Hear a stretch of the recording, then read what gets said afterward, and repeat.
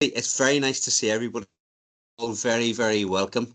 It's the first time we've seen anybody in the new year, so I hope you had a good break.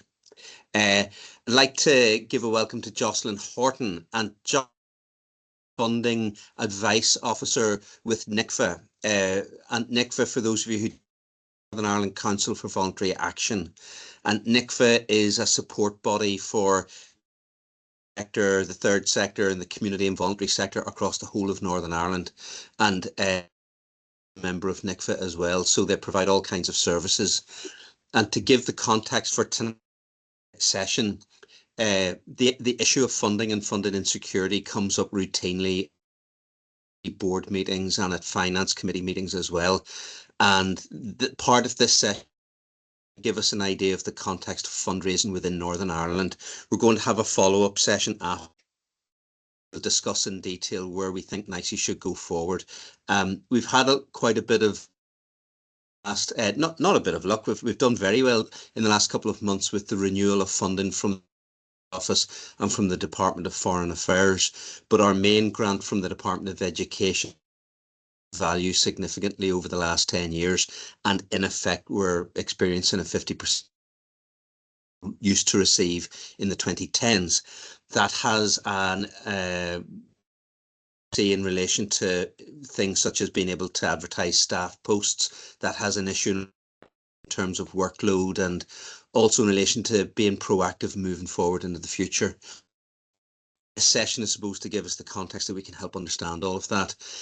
We're also working within a charity and an independent company, but we are also a non-departmental public, the Department of Education, so we've got particular restrictions on how we operate and how we by an agreement with the Department of Education that can provide challenges to us raising money and spending money without the risk of losing other funds.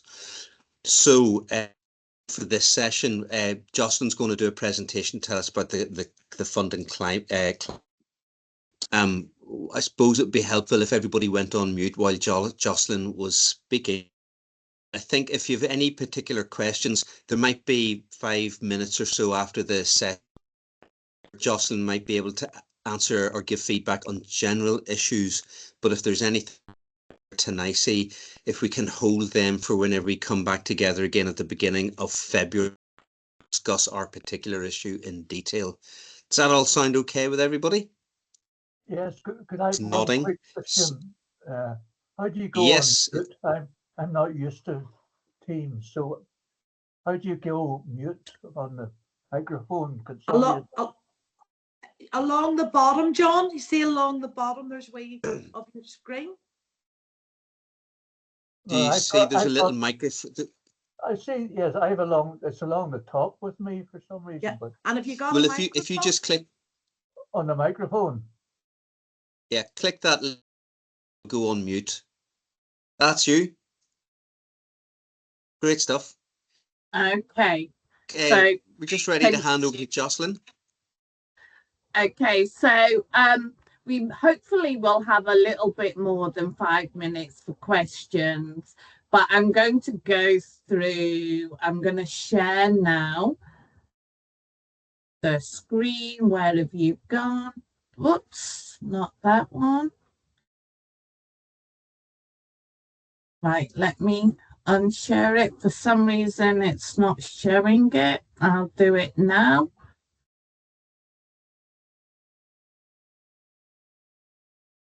So, and I'll put it on the slideshow.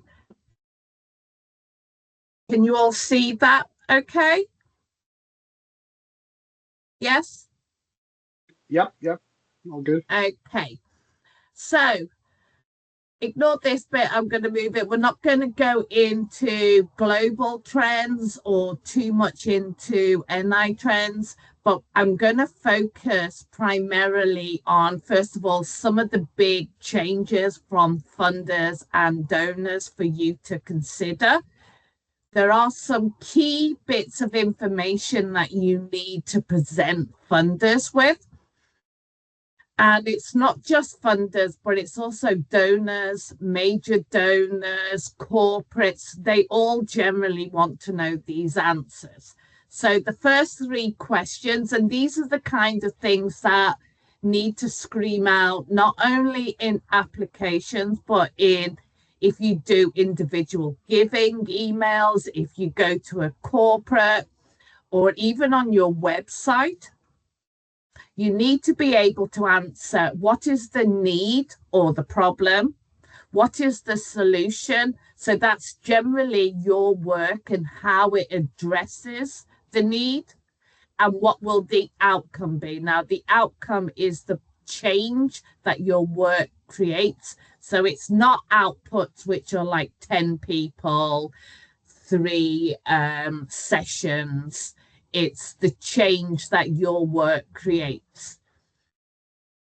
You can use these in whatever fundraising messages, donation forms, newsletters, but they're basically the 3 questions. So even if you go on to funding applications, basically a funding application covers those 3 questions.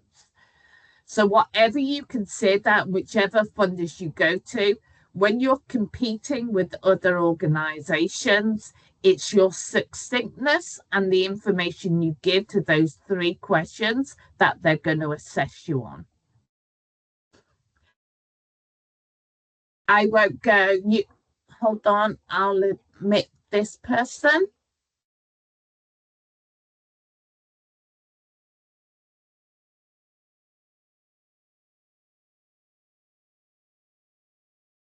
Okay, can you still see the presentation? Yes, all good. Yeah. Okay, so I'll just go back a page. I think it's gone up.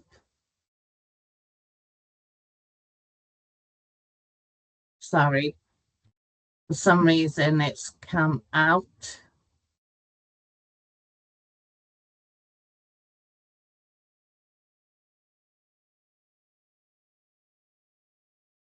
Okay. So we're going to have, this list is generally going to be on the presentation, but it will be included in all applications. It's really important to make sure you have your time frame and accurate costs and how the project will be delivered and sustained. Your monitoring and evaluation, and you need to have your permissions in place. So that also includes policies. Any questions so far? That's all fine. I think we're used to these. Thank you. Okay.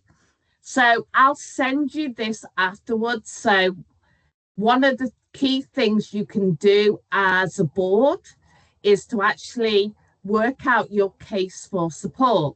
So what you can do is, if you need training budget for teachers, if it's for the council itself, if it's for projects, you can have separate cases of support. And to help the fundraising, this is the format. You have an internal document and you can answer the questions to that on here.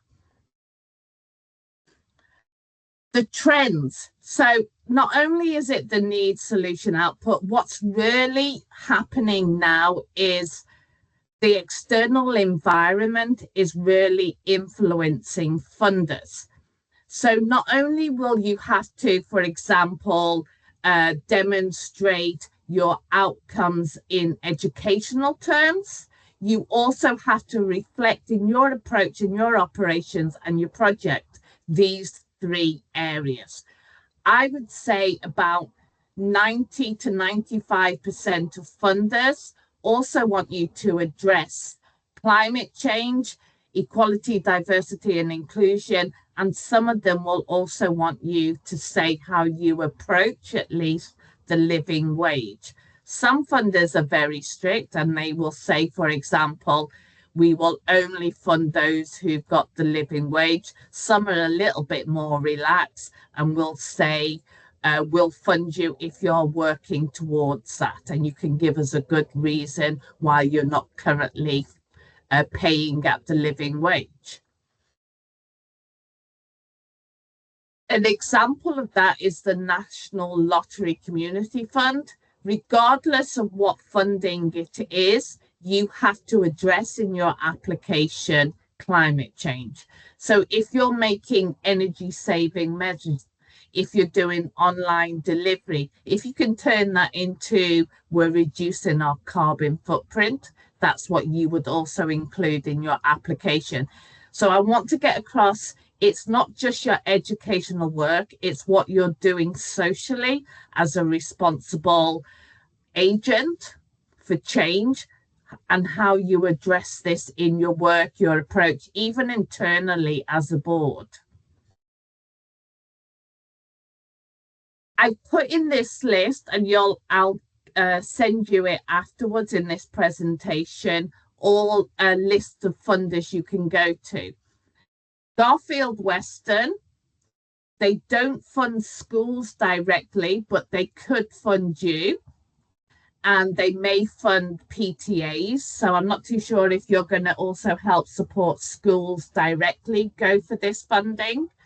There are government funding schemes that you may be eligible for, particularly under partnership bids. Community foundations and corporates are a lot more flexible. As I said, there's a whole way that you can find the funders. So even if you're not getting Grant Tracker, if you're looking for capital projects or funding that's a little bit more flexible, my tip is if you go into Google or other search engines and you put the name of the company followed by foundation, it will take you to their charitable website.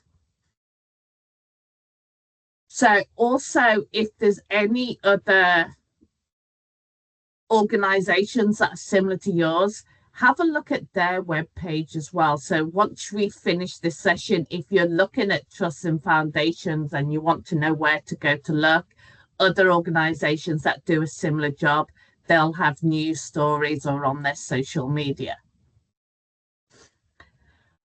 Getting organized, working together is going to be really useful. So have a spreadsheet, have a list of funders, distribute it amongst yourselves, and do some research before you go off and do your applications.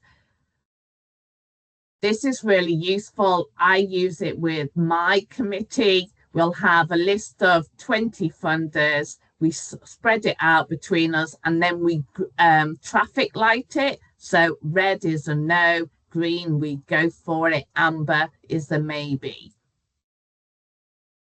So I'm just gonna stop it there for 1 second.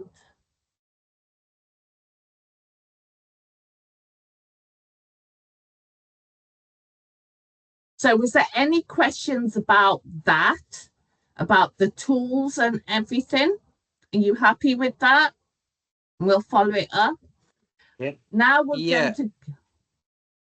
Okay. I was going to say, I think we're familiar with the how to structure application, and I think what we're most interested in was what likely sources might be, like or like trusts or sponsors, that kind of thing. Yeah, I'm just doing that just because it is really key at the moment. If you're not addressing climate change, a lot of funders, and particularly equality, diversity and inclusion, if it's not in there, you'll be rejected. So my response is to make sure that you know that and to address it. Yeah, we have an EDI strategy, Right. so we're well on that. And the strategy is fine. When you're putting the application, make sure you apply it, demonstrate in the application how you take the strategy and put it into your work. Okay. So an option for you is also giving patterns with people. I know this may not be an area that you go into, but it's quite good in Northern Ireland, and it's something that perhaps you can give her, whether it's online giving or even major donors. So 13 billion, over 13 billion was donated.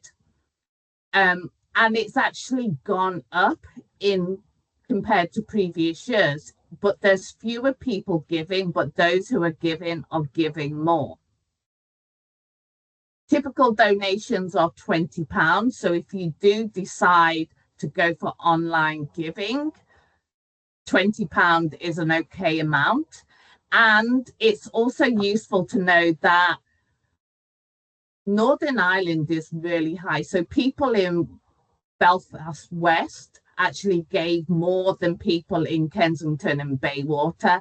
And overall, Scotland, Wales and Northern Ireland are represented in the top 100 areas. Within the top 10 most generous areas, 3 of them are in Northern Ireland. So Belfast South and Mid Down, Lagan Valley and North Down. So they're within the top 10. Religious giving is also an area. So if you're looking at religious education as part of it, that could be an angle that you could go to. And it's something maybe when you go to some of the bigger trusts who don't do open applications, but they have a strong religious leaning, that could be something that you could approach them on. Women are also more likely to be giving. And the businesses, Tesco is still one of the highest, but corporate donations are generally down and it's a continuing decline. So if you're looking at corporate donations, they're not as high as they used to be, and you have to be really selective. So I'm going to end that there, and I'm going to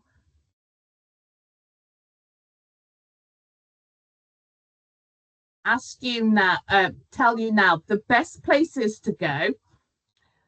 The Royal Societies, there's a whole list out there where they will go, and I will share that document with you in a minute. STEM subjects are the broadest. So Royal Society of Chemistry, Royal Society of Mathematics, Biology, they are the biggest areas. If you're going to go for those kind of funding, the ones I'm talking about do UK-wide projects. A lot of the Royal Societies may have a focus on particular areas.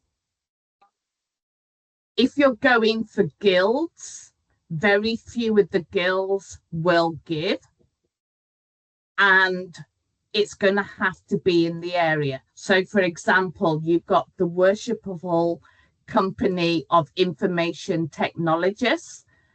They are solely interested in IT. You've got leather sellers. You've also got the fishmongers, but it's going to be around those skills. So whatever you're fundraising for, and I'm not overly sure which areas you're going to go into, if you're going for a teacher training program and it's something around maths, or it could be, then go for the STEM societies and guilds. So steel workers, they would be more open to you. Okay.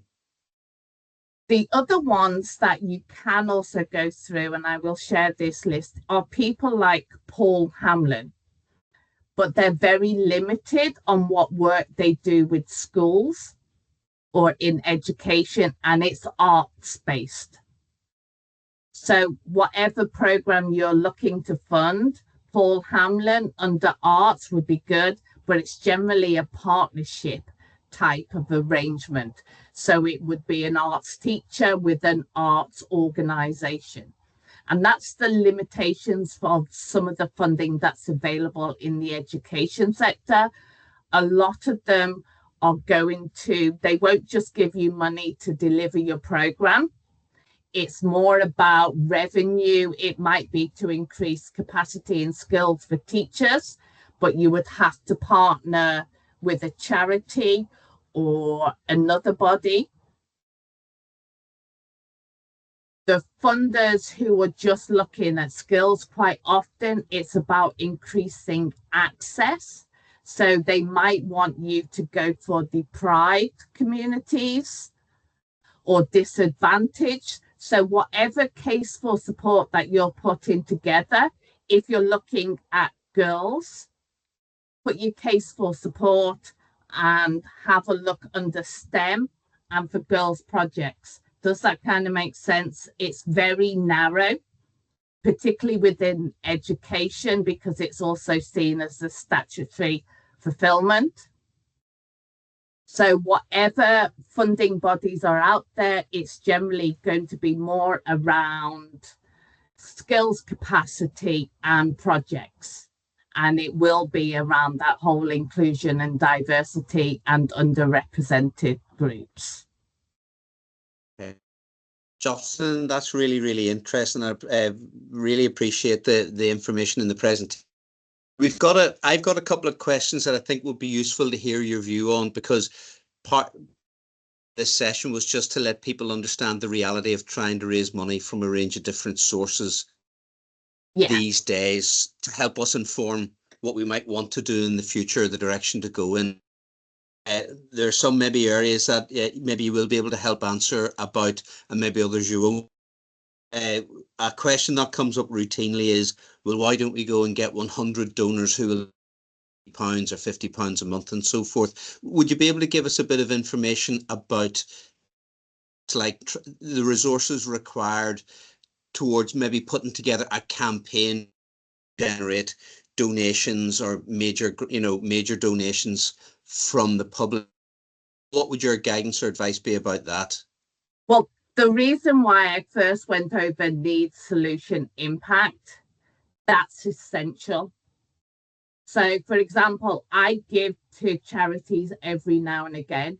I go to their website. I may be interested in the cause, but if I can't find that information, I don't donate. And there's research out there that says if those 3 areas aren't on your website or easy for your donors to find, it's hard to attract donors. So it's not only in funding applications, but in your communication. It's not just who we are, when did we start, it's what you live and breathe and how you make it happen and how you create impact. What I also will say is the kind of resources that you actually need are a donation button or facility that's easy to see on your webpage. And if you think about when you go onto a webpage, if it's at the bottom, people don't see it. So it's about placement, and I can send you some good examples of what you can do if you're looking to organize it. So the first thing is visibility. That's your website. Yeah. Also look at your channels. It's about knowing who you are and what you want to communicate. You might want to communicate the need for integrated education and general support. Work it out based on those 3 questions, and then make sure you have it on your website. An article, a story, something like that you can direct it out to. Make sure it's on your site. Where do people engage with you? If you've got emails that are associated with NICIE, you can use the email signature. What I often find is that organizations have the donation button, but you go to the social media and it's like an electronic notice board. They're not making the social media link back to the website. The more people who go to your website and the longer they stay on it, the higher you go up in Google searches. Yeah.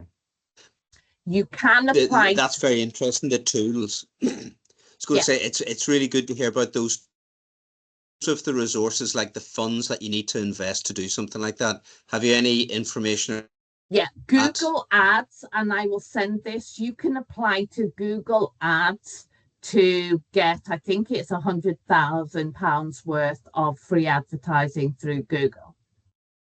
So that's available. If you're a registered charity and you're looking for an easy way to make your images and videos, Canva, it's free for charities. So again, it depends on your structure. You can go to them. The thing with individual giving, you can target your market. The main route is recruit, thank them for their donations, let them know how the donations have helped you and what impact, and to keep them and make them feel valued. Then you can repeat the cycle, and you might want to say, okay, only those people who give £10 a month, let's see if we can make them go up to £15 a month.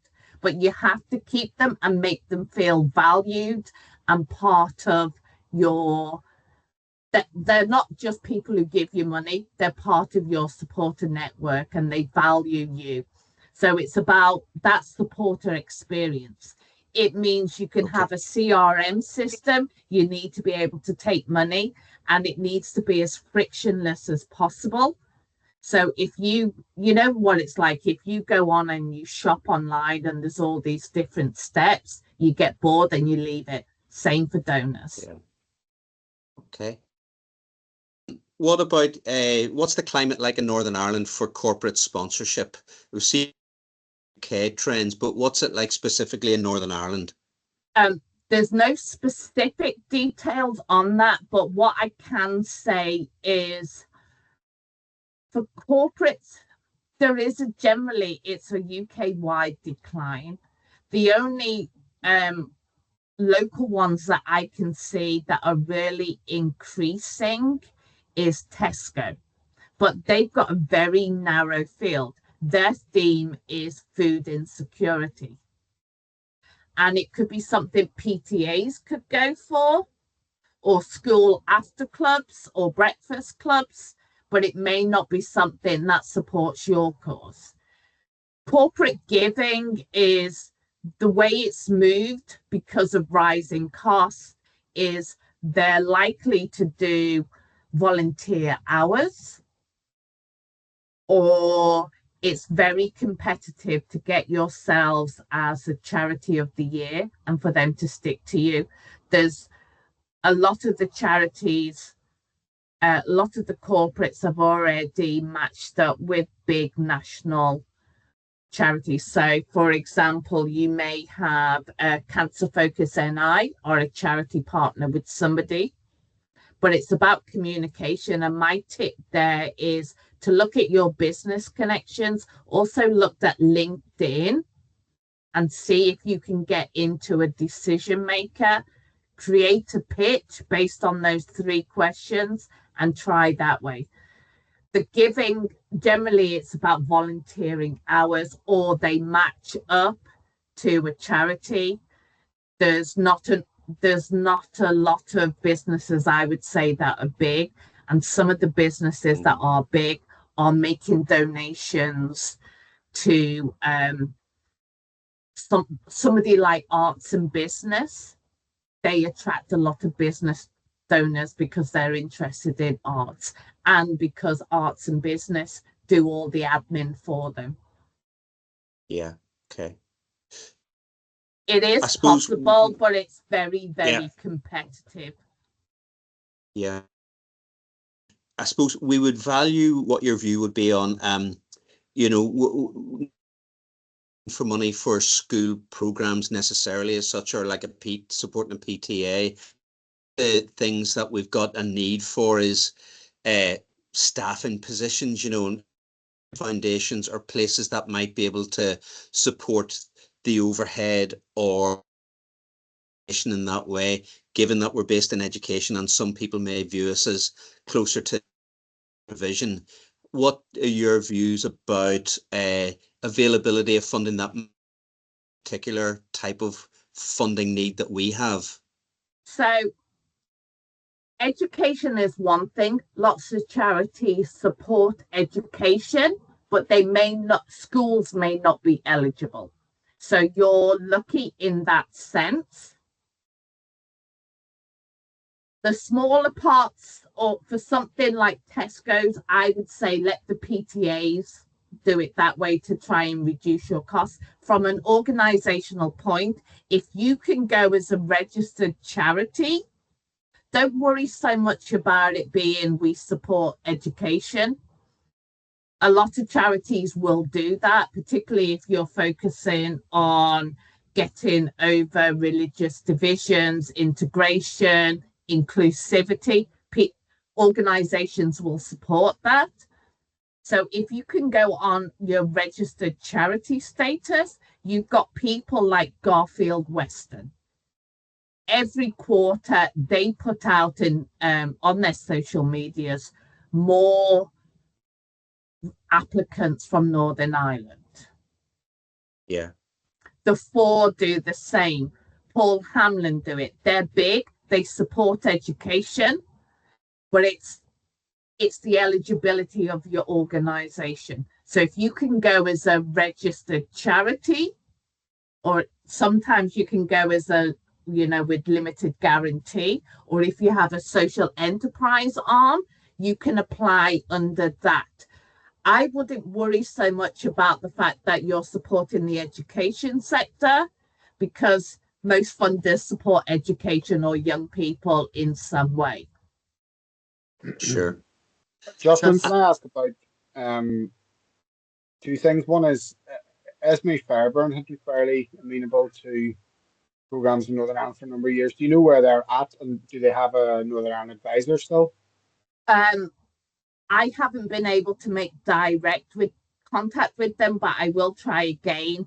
I know they were in a period of review, but they just, in the last quarter, started issuing new programs, which means they, what some funders are going through after the pandemic, a lot of them took a back seat and did a review process. Then they came back. We had the cost of living crisis that forced some of them to take a step back and review their giving and make it more flexible. So which is why you've got somebody like Garfield Weston or even Benefact, the FOR Foundation, they've changed it all to offer unrestricted funding, and you tell them what you want it for. The phase we're in now is that some funders have had to take a step back because the amount of money available to them, and I think it's reflected in corporate giving as not being as high. Some funders have had to close or take a review process because the amount of applicants has increased. For one organization, I read it increased by 300%. So that's what I mean about it being competitive. I'm telling you about being organized and making it really understand the priorities, because it's so competitive. Last month, I think there was 5 big funders took a step back and said, we can't carry on our giving policy the same way because we've had so many applicants. That's really useful to know. And I know it's like, oh, we've done applicants, but it really is about shouting out. The other thing is more and more foundations are actually going to your website or making telephone calls because it's competitive. So whatever you put in your application, it's being followed up by their office. Yeah. So not that I'm trying to be doom laden, it's more about recognizing that working as a team, identifying. It's also a good way to look at splitting your programs up. So if you've got chemistry as an area, which one is a project, which one is skills development, which one is policy change, and go for separate funding that way. There are people who do just fund the IT around themes. There are those who just do policies and advocacy. So if you can look at your work and say, okay, this is our pillar of work, these are our 3 different areas, come back to me and I can send you a list around that. It's quite hard at this stage. I can tell you which funders are there, but until you say, okay, we are funding organisational development of the schools or helping them create policies or training, I can do it much quicker. Yes, Maureen? Yeah, and thank you very much for that. I'm the finance officer at NICIE, and that is really getting the thoughts flowing. Bearing in mind, you've heard us talking about, look, we're looking for additional funding for resources and stuff. And I expect this is quite a time-consuming area. So you would need to be really, spending dedicated time towards it. So that's my first question. And the second one is, assuming that we have limited dedicated time to do this, do NICVA offer a service that we can avail of that would support us in, identifying, collating any of these applications? That would be me. Yeah. And it would be a no. Literally, okay. I cannot do it. But what I can do is I can send you a list of freelancers. Okay. And to also say, AI is a useful tool if you know how to do the prompts well enough. And the National Lottery last week said they will not reject applications if you've used AI. It's good. So there's, and I'm developing training on that too. But so that's something that maybe you want to explore. Even I use it if I'm short on time. I throw, as long as you give it what you want to come out of it, it's very good at organising if you don't have time. So thank you. Explore that. And also, if you can break it down for resources, there are funders, I'm trying to think of their name, who just do capital funding for buildings. That's Wolfson, and they've got a whole education library section. And then I can't remember the other name of the funder, but they do capital funding only, but for smaller purchases and vehicles. Yeah. Could I, Jocelyn, you had mentioned when you were talking about the Royal Societies and the guilds, and so when they're giving out grants, I mean, what level of grant making are they doing? Are you talking a couple of thousand or tens of thousands? What's the climate? I would say generally, let's say there's 10 guilds. 3 of them are UK wide, the rest of them are London based, because that's where the guilds are based generally. The new modern ones, like the Worshipful Company of Information Technologists, are generally, the modern ones are less restricted. So you've even got, I didn't know, but there's a Worshipful Company of International Traders or World Traders as well. So they give bigger amounts of money, but less often. I would generally say you're looking at smaller pots of money from the guilds, because it's not the, if they do give out giving, it's going to be in smaller pots, because they generally historically got a relationship. They've got their own schools they give to. So if they do give giving, it's going to be in very limited amounts. I would say 5,000 to 10,000 maximum. Very often it won't be multi-year. And it could be very, so for example, I think it's cloth workers.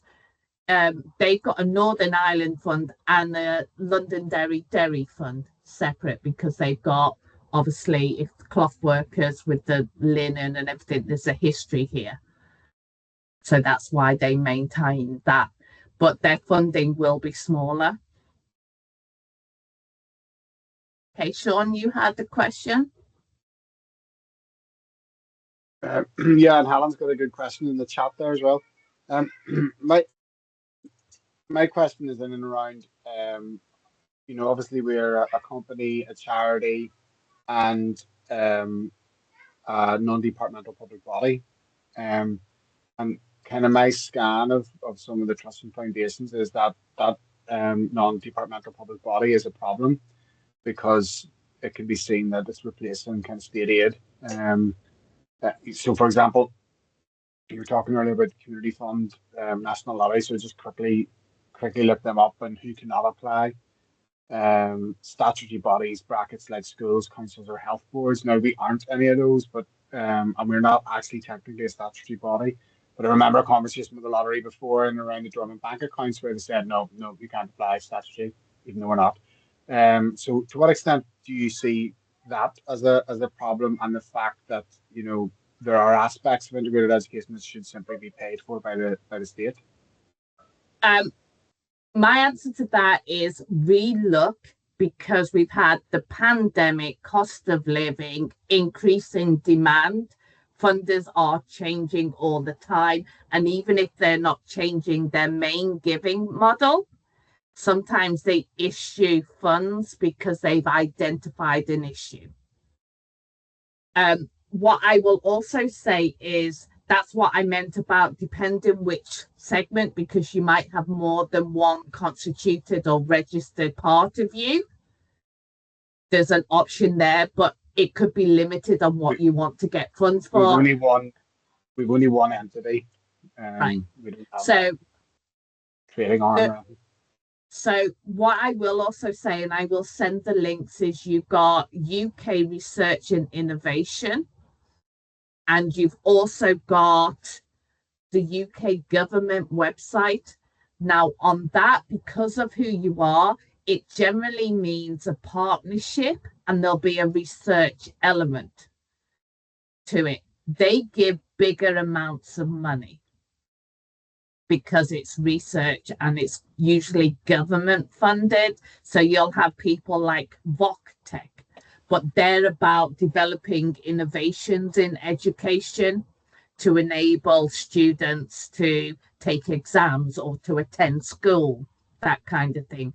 But they'll have pots of 100 million, which they'll split up, and it would be partnership. They're very good. They will help you every step of the way, but that's another option. And because it's research based and it's a partnership, it could be a case if you've got a really good relationship with Queen's University or another university, that's also an option for you. Does that kind of help as well? So I will send these links. There's lots I could cover, but I can't cover all of them. But big pots of money, if it's not through the charitable side, and Garfield Weston may turn around and say, no, you're too close to a statutory body.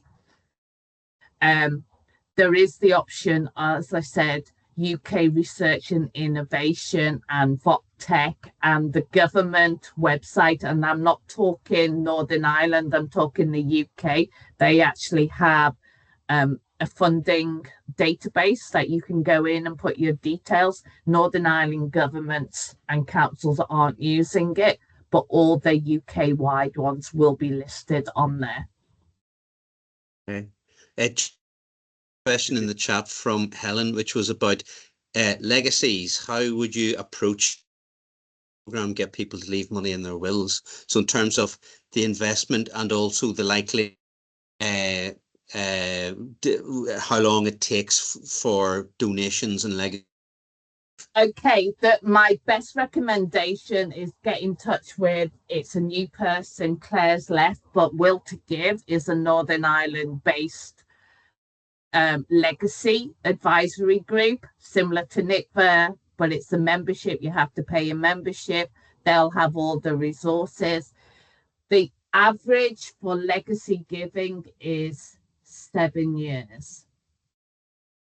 So you start a campaign and it'll start to develop in 7 years. It will start to develop, but what I also mean by that is if you get one person signed up, it's between 7 and 10 years before you realize anything from that income stream.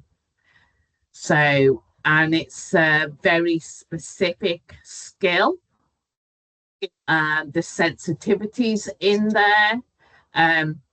But as with any fundraising, it's about investing time. So again, if you're doing online stuff, it's not just the resources, it's the time to create engaging images and encouraging. Is it offline, online communications? Funding applications are easier in some ways. Yes, it takes time to fill them in, but if you know what you're going to say through your case of support, it's very quick. Other forms, it's relationship building. And legacy giving is that. If you want to do it, start looking at your website as a method of attracting people. And you know, look at other websites that do it, see what messaging they have. Okay. The big thing that you want to get across on that third question, impact, is you'll see it in the guide dogs adverts, what legacy giving means to you as, I would say, a cause, which is rather than a project or the individual schools, it's integrated education could be the big thing that latches people on because it's a big social change in Northern Ireland. And that's Okay. what happens with legacy giving. It's because they really want to make a change to whether it's hospice care or so maybe also the market you want to look at are those people who vocally and actively support your causes. Maybe also, I don't know whether, you know, the Frank Carson Integrated Education Fund is something that you can network with as well. See who supports them. I was just conscious that we're coming close to 6 p.m. and I was going to suggest we've probably a final question if anybody wanted to ask anything before depart. Keeping a look at the chat side of things there. Kind of covered quite a lot of bases. It's really useful and interesting to hear about corporate funding and also the reality of trying to put together a plan and the exclusions that we might be faced with, and also I suppose and expectations underneath individual giving and legacy giving and so forth. Kind of quite a good way of opening up our eyes to generating climate is like in Northern Ireland. Any final comments, Jocelyn, just for us to be mindful of? Well, hopefully you've got something out of it. It is a big, huge area, but those 3 questions, look at, that's what you need, regardless of which fundraising method you go out for. So you need to be really good on that. Your statistics, your impact, being able to measure that. And then the one thing I will say, Northern Ireland's largest giving area, and that includes corporates, is religion. So maybe that's an angle for you to consider because it's integration, and that could be your EDI focus as well. Okay. Jocelyn, Bill raised his hand there. So I suppose, Bill, if you've got something that we before we need to go. And Jocelyn, would you feel, have you any experience, you know, the concern that I think the board has, that the worry would be that if you were able to be blessed to get some funding, that the department might then wish to reduce what the grant that they would give us? Well, then I would appeal to them because they shouldn't be doing that. That's separate. That's none of their business. And I did advise 2 charities last year, not just with the department, but with other funders. They do not need to see your full bank account. If it's a match funding, fair enough. But if you raise money separately, it shouldn't be, well, you can have our money, you can't have that. The only difference I would say on that is the Arts Council. I know they decided to reduce the amount of money some of the organisations got based on how much income they had, but we raised the complaint with them that you shouldn't be penalising those who were working well. And that's all I can really say on it, is funders do what they do because they have cuts. But I would kick up a fuss, because if you're doing But well they- and you're managing and you're securing, and I'm going to go, you know, put a nicely worded complaint in. I would say, Bill, Jocelyn isn't fully aware of the we have with the department, and maybe wouldn't be best placed to answer that particular one, but it is some the board and Sean and Maureen and I would be able to, you know, and we all sort of like would be able to look into. But that is definitely a consideration for our next discussion whenever we come back in February. Just, you know, because I think that's a reality of a hurdle that we either need to decide, do we go or do we jump over, or how do we approach that? Look, Jocelyn, you taking the time to talk to us. I think that's been useful to give us a bit of an eye opener in what's needed to be able to raise funds from all those sources. So look, Jocelyn's going to that can be sent and watched for those who weren't able to attend, and also as well, I think you were speaking about sending. Yeah, I'm going to send you those specific funders. There's a lot of them to go for. I've broken the list down and you can have a look. Okay. Look, Jocelyn, thank you very much for coming along and giving your time and giving us that. And Take everybody, care. thank you very much for coming along this evening to attend and to hear. Bye-bye. Thank you. We'll follow this up in early February and take it from there. Sure. Okay, everybody. Thank you. God bless. Bye. Bye. Bye. Bye.